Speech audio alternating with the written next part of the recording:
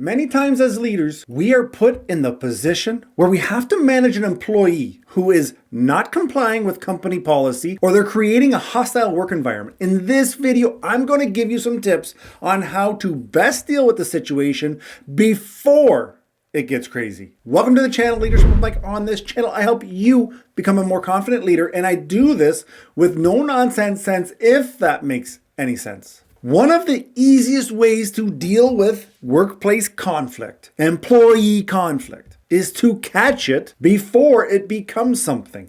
That means looking for the signs that there is something brewing, so to speak. Pay attention to the nonverbal cues, such as body language and facial expressions. Watch for an increase in tension and aggressive behavior. Also, listen for the language that may indicate a disagreement or hostility. As you get to know your team, you're going to know how people present themselves, how people talk, and you'll be able to pick up on these nonverbal cues different ways with different people. When I'm talking, my voice can raise. It doesn't mean I'm angry. It means I'm excited, and sometimes it does mean I'm angry. But that's for me to know, and for a manager, somebody who's close to me, to figure out and say, no, Mike's just excited by this. He's not angry. Now, if you find your employee is showing these nonverbal cues and they're starting to have conflict, you need to address it straight, like head on. Speak directly to the employee about their behavior and the impact it's having at your work environment. Sometimes people don't even understand. It's all about me, and they don't take the time to realize how their behavior, how their hostility is affecting their immediate team, is affecting you as their supervisor, or is affecting the organization. Individuals can, especially if it's on a negative tone, have huge impact on the output, on the productivity of everyone involved. Make sure that your employee, make sure that they know there are clear consequences to the behavior should it continue to escalate. Meaning, we can't just say, don't do that again. There has to be a consequence. There has to be, I don't want to say, we don't always just have to run to disciplinary action, but there's consequences. If you're a jerk, there's a consequence. If you're a nice person who always gets the job done, there's consequences. They can be good, they can be bad. Ultimately, once everybody knows what the consequences are, it's their responsibility. If I tell you to cool your jets or you're going to be put on this crap assignment, and then you don't, so you get that assignment, that's a you problem. We're adults. I told you what you needed to do. When you're dealing with these difficult employees, remain calm and assertive. So take a step back and focus on breathing calmly, whoosah, before you engage with the employee. Speak in a respectful tone and avoid raising your voice or using harsh language. This is something I have to work on because sometimes I get talking loud, but I'm not angry. Also, when you're talking to this person, stick to the facts and do not, under any circumstance, get lured into an argument by emotional outbursts or inflammatory language. Meaning, if somebody tells you to go, don't take it personal. I know it feels personal, but you are the professional. You are you're the adult in the room at this point. Do not get sucked into an emotional battle. We're talking facts. This is what happened. This is the consequences. And make sure that you've taken time to explain your expectations clearly. Kind of like if you're getting value from this video, I expect you to subscribe. Clear enough?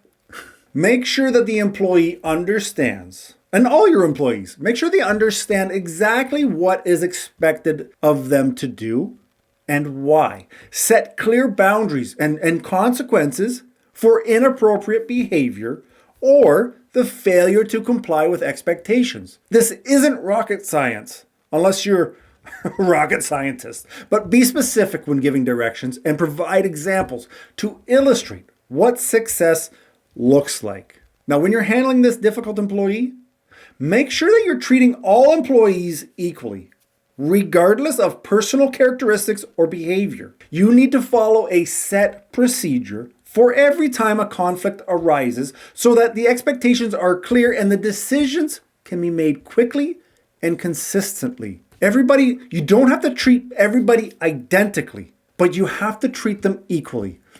That means if your buddy starts lipping off to somebody, they need to have the same consequences as the person you don't care so much for, and that really gets under their skin if they happen to say the exact same thing as your buddy. Just keep that in mind. If videos like this, you feel like, Mike, I just need to go a little bit deeper, I need a little bit more information, now is the time to join the No Nonsense Leadership Academy and start your journey towards greater success. You only have until January 22nd to join up, so don't miss out because we go deep on things like difficult employees. The next step is to take action if the situation doesn't improve. This means listen to the employee's concerns and try to address them in a constructive manner. And if the conflict persists, consider implementing disciplinary action or finding a resolution through mediation. Be sure to document any changes or decisions that have been made so that there is a record of events that leading up to further action if it needs to be taken. When I say disciplinary action needs to be taken, as leaders, we're not here with a hammer just to smack people on the head. Most people understand the job they have to do. Most people understand that you have a job as a leader that you have to do. This is in the times where we just have somebody who doesn't want to listen, who doesn't want to change, who has this false narrative that everything is owed to them and they should be expecting people, their team, their boss, to bow down to them. And that's not the case. Unfortunately, sometimes as leaders, we have to take corrective action. And if that doesn't work because somebody is too stubborn to grow, too stubborn to learn, then it moves to disciplinary action. Unfortunately, it's what we got to do. And then don't be afraid to seek help. Engage the employee in dialogue that allows you to understand their perspective and concerns. Take those and reach out to your supervisor. Reach out to your peers, other managers, or the HR department to ask for guidance. Sometimes situations happen where staff members don't actually like you. They think that you're the problem. And that's possible. Not likely, but that's possible. Sometimes having a third party come in and helping you help the team is what's needed. So don't be afraid. It doesn't mean that you're a bad manager. It doesn't mean that you're a bad leader.